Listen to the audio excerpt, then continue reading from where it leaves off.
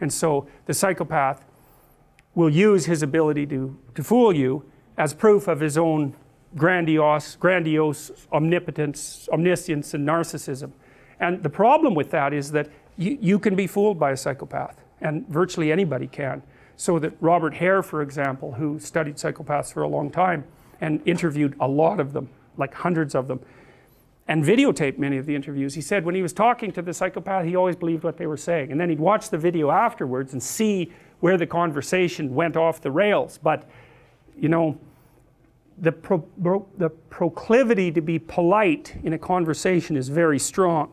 And if you're polite, you don't object to the way that the person unfolds their strategy, you know. And psychopaths are pretty good at figuring out how to manipulate, obviously, how to manipulate people. And the probability that you will be immune to that is extraordinarily low. Go watch Paul Bernardo being interviewed by policemen on YouTube. That's that's enlightening, man. Paul Bernardo, he's like the CEO of a meeting in that video, you know. He gives the cops hell, he gives the lawyers hell, he protests his innocence. He basically tells them that they're rude and untrustworthy because they don't trust him because he did a few little things 17 years ago. And he gets away with it, a few little things, right? I mean, he killed a bunch of people, including the sister of his girlfriend at the time. And, you know, he was a repeat sexual offender and murderer. It's like, but he basically goes, well, you know, that's a long time ago. It's like, we're past that, aren't we? I mean, I'm having a discussion with you. I'm trying to help you solve some crimes, which, by the way, I committed, but we won't bring that up. You know, and you're accusing me of being a liar. Like, you're not playing fair. What's up with you? And then when they answer, he looks at his fingernails, which is like, that's a lovely little manipulative thing, because it basically means whatever happens to be under my fingernail at the moment is much higher priority than listening to your foolish story. And you watch, you'll see people do that to you. And then you get a little insight into what they're up to. He's very good at that. And so, or he looks outside, or he just looks at his hands, or he looks out the window, immediately dismissive in his nonverbal behavior. It's brilliant. The courts were forced to release that, by the way. But look it up, Paul Bernardo on YouTube. Wow, it's just mind-boggling.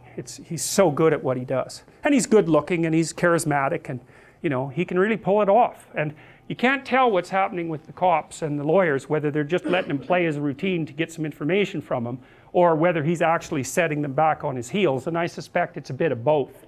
But it's masterful performance. If you didn't know who he was, and you were watching it without the audio, you'd think he's the CEO of some company giving his employees hell for not being up to scratch. That's all his body language, his eye contact, everything just speaks that. It's amazing. A narcissist, as far as I'm concerned, and you tell me what you think about this. So a narcissist fundamentally is someone who manipulates to achieve unearned reputational status. Now, so I know that needs to be fleshed out, but that seems to me to be something like at the core of it. And perhaps the reason that works is because once you establish a social hierarchy that's functional, the higher you are in the hierarchy, the more resources accrue to you. And for men in particular, that also involves reproductive success, because the best predictor of mate access for men is relative position in a hierarchy. It's a huge predictor. Now, you can mimic that as a narcissist, right? You can make a show of yourself. You can display a confidence that would normally be associated with competence, but it's not real. But it's real enough to fool people, right? It's real enough to fool naive young women, for example, and it's real enough to allow you to maneuver into positions into high resource positions. So is that in keeping with your conceptualization of narcissism? Yeah, there's so much here I'm going to take this in pieces. First, I do think that idea of unearned status is really important with narcissism, but there's also the case of people, and I'm thinking of Bill Clinton in particular after he was president, but I'm sure it applies to President Trump, not picking parties here, where you have somebody that really is successful, really is competent, and still has the need for attention, still has the need to be admired, even though they have all those things. So it's not necessarily only unearned. It's like, hey, I just want attention. Whereas other people, like, I go out there, I do my best. I just want to go home with my family. I don't need the attention. So I think it can be people enjoy the earned attention too, to some extent, but it always gets to the point where you want more than you deserve. So there's an inflation component with narcissism. So I do think that, but I do think there are people who are very competent and narcissistic. Yeah, okay, that's a good distinction. So I want to go back to your alpha question because it's so interesting. Where it hit me, I was in South Africa looking at a group of gazelle of some sort with the guide, and I was watching the alpha running around mate guarding. And I said to my guide, I'm like, what's going on here? And he goes, well, he's the alpha. He has to spend his life mate guarding to make sure the other guys don't come in. I said, how long does he last in this role of an alpha? He goes, well, about a season, and then he'll die because your cortisol's up. And in the human condition, what we have are reverse hierarchies. I mean, this is Freud and totem and taboo. This is essentially the tension in the human system. So if you're an alpha and you're like, I'm not working with the younger guys are going to band together and take you out, and you're going to have an unstable system in a short-term reign or short-term rule.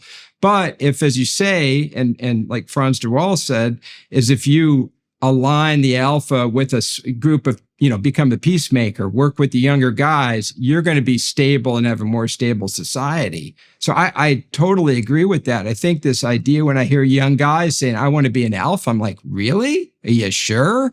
Like being alpha is hard. And then somebody takes you out in a year, not the best long-term strategy.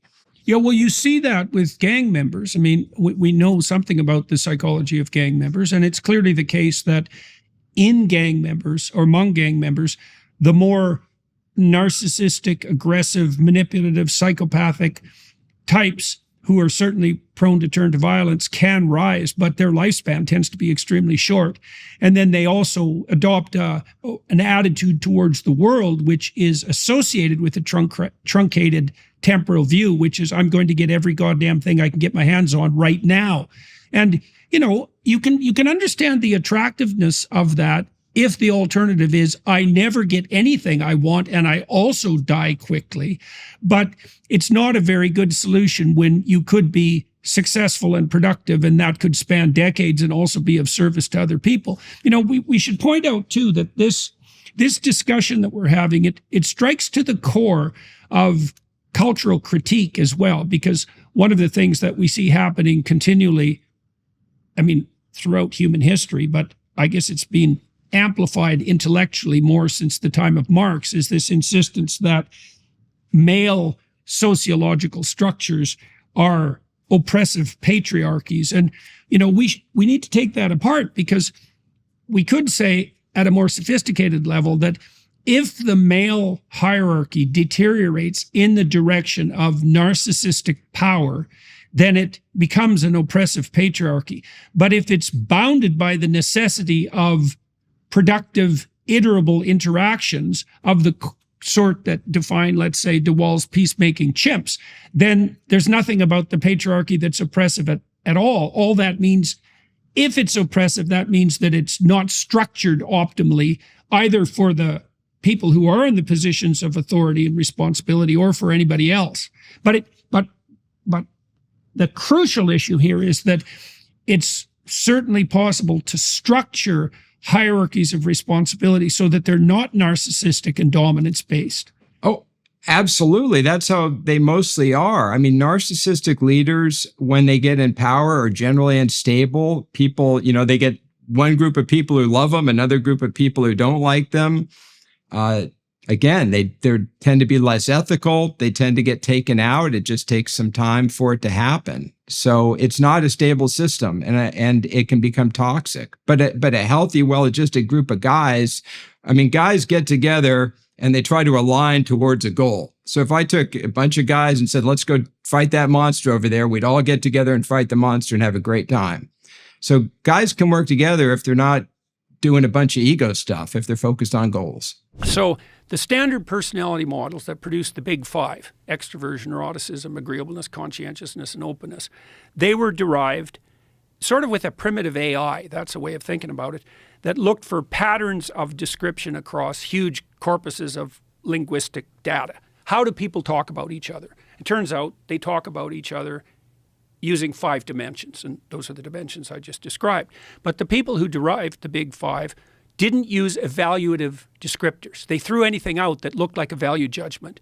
So for example, you might say of someone, he's a good person, and you might say of someone else, he's a malevolent person. Those descriptors weren't included in the big 5 corpus because they were trying to derive a model of normative personality. Okay, so, but that meant that the pathological personality wasn't encapsulated or well defined. Now, this guy Robert Hare, who worked at University of British Columbia as world's leading authority on psychopathy, and he interviewed hundreds and hundreds of psychopaths and was always fooled by them, by the way. And then he had a student, Del Paulus, who works at UBC, and Paulus developed a model of personality that was based on pathology, like on the dark side. And he called that the dark triad. Machiavellianism, that means Machiavellian is someone who, so let's say if I was Machiavellian in our discussions, what I would have done was think, before I came here, I thought, well, you know, what can Joe offer me? And then I'd think, well, how can I play Joe with my language so I'm most likely to get what I'm, you know, the narrow, impulsive, selfish thing that I'm aiming at right now. So that's how a Machiavellian operates. A narcissist, that's the next part of the dark triad, is someone who wants social status without doing any of the work. They want all the attention. If you're dating a narcissist or in a relationship with a narcissist, they'll alienate all your family members and your friends so that they get all the attention. And that'll just be the first of the games they play with you. Yeah. Then you have psychopathy, and the psychopaths are parasitical predators. And so the predator will take whatever you've got, and the parasite will live off you. And then here's a parasitical ideological statement. Property is theft, a classic Marxist trope. Why would you say that? Well, if I want to live off you, the way I'm going to justify that ethically is by claiming, well, you know, Joe, look how privileged you are. You've got all this money. You just took that from the oppressed. And if I'm manipulating you so that I get some of your money, that's only just because, first of all, it's exactly what you did. And second of all, well, why not spread some of that wealth around? So that's Machiavellianism, narcissism, and psychopathy, dark triad. They've expanded that recently to add another dimension that was missing, sadism. And the sadist takes positive delight in causing pain to others. And the lulz culture, L-U-L-Z, the lulz culture online is a culture of sadistic, Machiavellian, narcissistic psychopaths. Lulz, meaning like people are joking around shit posting. Yeah. I did it for the lulz, and it's the plural of LOL, laugh out loud. But like if you look at the Urban Dictionary, for example, the definition of lulz is positive delight in the suffering of others. It's like, yeah, it's sadistic. And bloody well, social media just facilitates like I never thought of lulz as being sadistic. It's in and of itself, it's not a sufficient marker, right? You have to have like 6 or 7 things going on before it's clear that you're manifesting this underlying tetrad of personality traits. Like if you use an odd acronym and you're throwing out a joke at someone, this is a habitual pattern of doing nothing but provoking people online and using deception and lies to do it to attract attention to yourself. It has to be a very consistent pattern.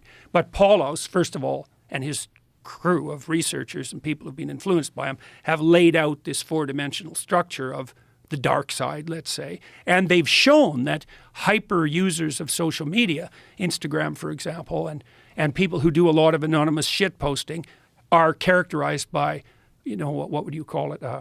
Domination by those 4 traits. And part of the reason for that, this is very, very dangerous to our whole society, I think, is that you got to ask yourself what keeps the psychopaths under control in the normal population. And the answer seems to be, especially on the male side, is that narcissistic aggressive men get put in their place by non-narcissistic aggressive men.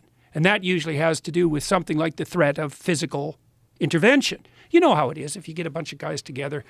I can make a joke about you, and I could even make a joke that was that sort of put you down. But the joke would have to be funny.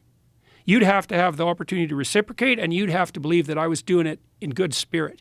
Because if I just used the opportunity to, stick the knife in, we're not going to get along with each other very long.